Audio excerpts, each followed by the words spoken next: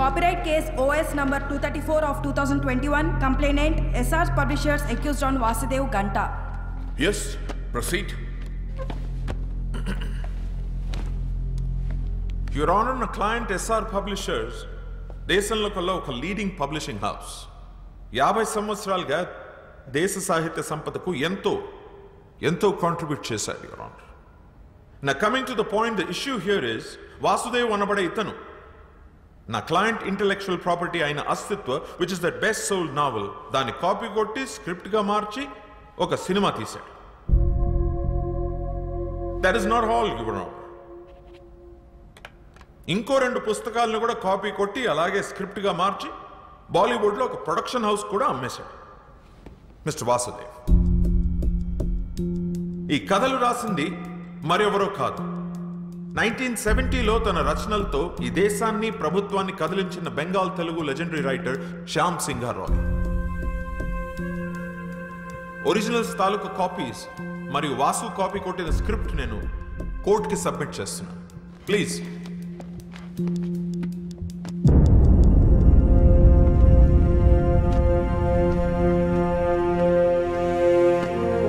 Your Honor, it's a colorable imitation of the original with the sole purpose of deriving profits. It's a direct infringement of 3 novels which are copyright properties of my client SR Publishers.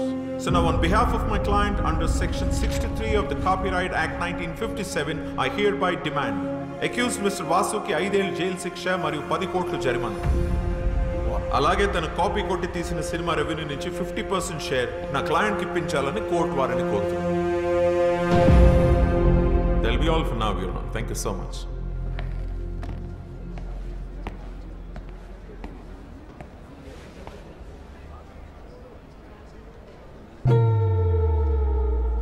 Defence దీనికి మీరేమంటారు? ఇప్పటికైనా ఒప్పేసుకో. Impossible. Your honour, ఇది ఒక falls accusation. నా client ఈ accusation ఒప్పుకోవట్లేదు. We plead not guilty. My client is innocent until proven guilty. 2 copies ని court వారు వెరిఫై చేయడం జరిగింది. 98% సేమ్ గా ఉంది. కాపీ కొట్టకుండా ఎగ్జాక్ట్ గా ఎలా రాస్తాడు? I don't believe it's a coincidence.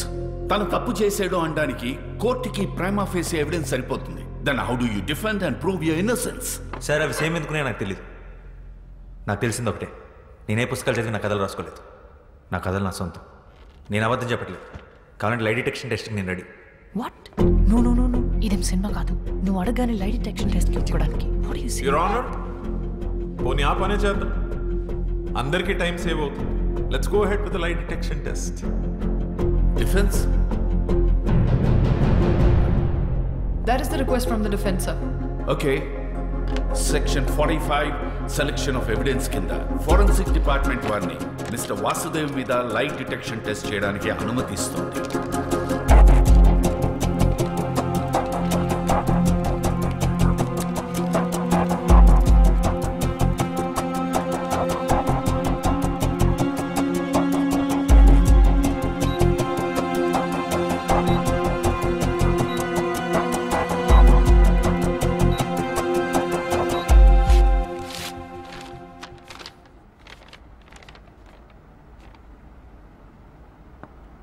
Mister Vasudev అబద్ధం చెప్పటం లేదని ఫోరెన్సిక్ డిపార్ట్మెంట్ వారు రిపోర్ట్ ఇచ్చారు.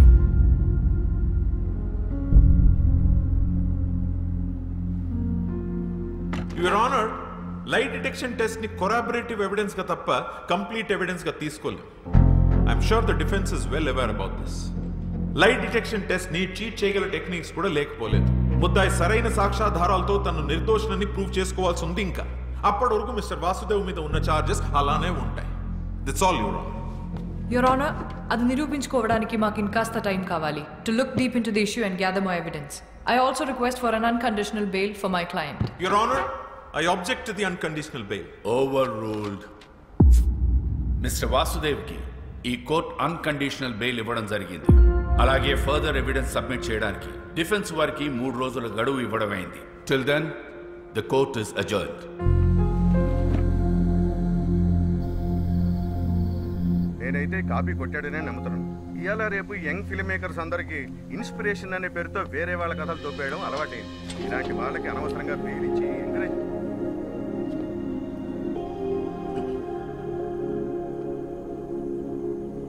ఎలా ఉన్నావు? బాగున్నాను.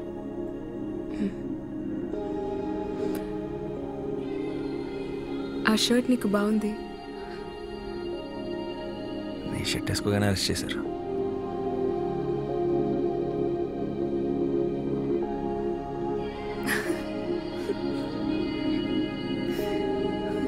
But thank you.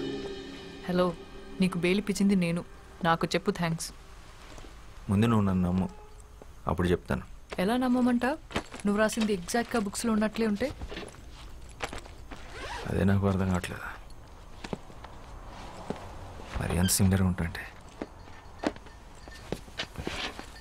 ఏదో ఒకసారి బుక్స్ లేవు.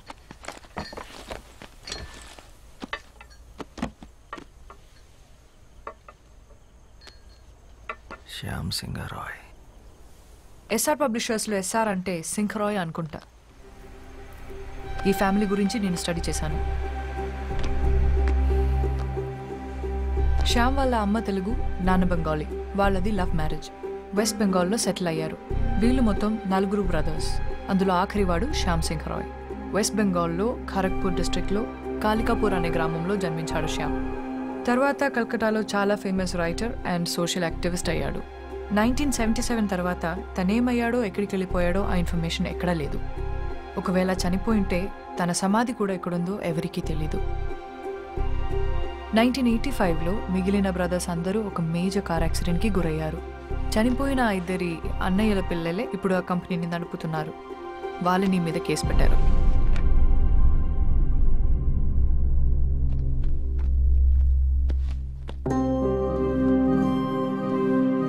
శ్యామ్కి సంబంధించి ఈ బుక్స్ మీద పెయింటింగ్స్ తప్ప ఫొటోస్ ఏమీ లేవు.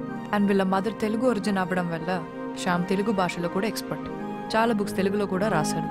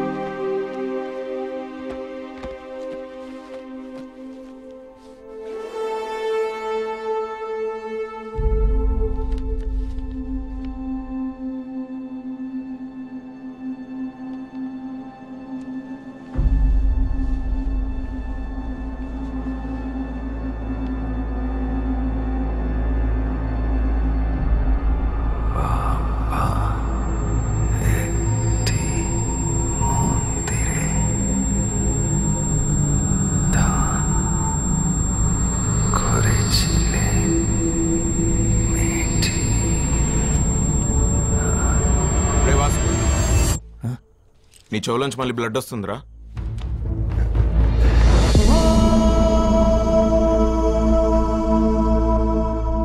బ్లడ్ ఏంటి? వీడు అప్పుడప్పుడు ఇలా జోన్ అవుట్ అవుతున్నాడు. అది జరిగినప్పుడు వాడికి ఏం గుర్తుండట్లేదు. అలా జరిగినప్పుడే ఇలా బ్లడ్ వస్తుంది. అదేంటి? ఎన్నిసార్లు ఇలా జరిగింది? చాలాసార్లు జరిగింది. మనం గొడవపడిన రోజు కూడా వచ్చింది.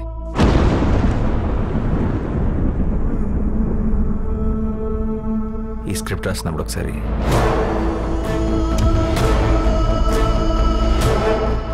షూట్ అప్పుడు ఒకసారి ఇలా కొన్నిసార్లు. డాక్టర్ని కూడా కలిసాం. అంటే చాలా టెస్టులు చేసి స్ట్రెస్ వల్ల అని చెప్పారు. అంటే ఫస్ట్ సినిమా కదా, సరిగ్గా టైంకి కూడా పడుకునేవాడు కాదు. Strange. Yes, ma'am. I really think something is wrong with him. What do you think? ఈ సృష్టి మొత్తం ఎంత మిస్టీరియసో ఒక మనిషి మైండ్ కూడా అంతే మిస్టీరియస్. అందులో ఎన్ని కోట్ల రహస్యాలు దాగున్నాయో ఎవ్వరికీ తెలియదు. Human consciousness is an ocean full of secrets. మరి వాసు విషయంలో ఏం జరుగుతుందో తెలుసుకోవడం ఎలా? We can try clinical hypnosis on him. Hypnosis? Yeah, హిప్నోథెరపీలో ఆ బ్లాక్అవుట్స్ టైంలో వాసు మైండ్లో ఏం జరుగుతుందో తెలుసుకునే ఛాన్స్ ఉంది. Okay ma'am. And one final request. అసలే ఇది సెన్సిటివ్ కేస్, సో మీరు చేస్తే నాకు ధైర్యంగా ఉంటుంది. Sure. Our print sales are declined by 23%. Excuses. Yeah. వాడికి బెయిల్ వచ్చింది. లై డిటెక్షన్ టెస్ట్ కూడా పాస్ అయ్యాడు.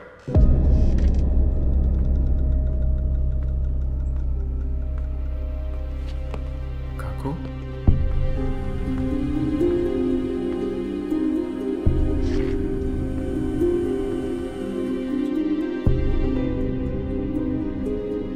শ্যামের গল্প। হ্যাঁ কাকু।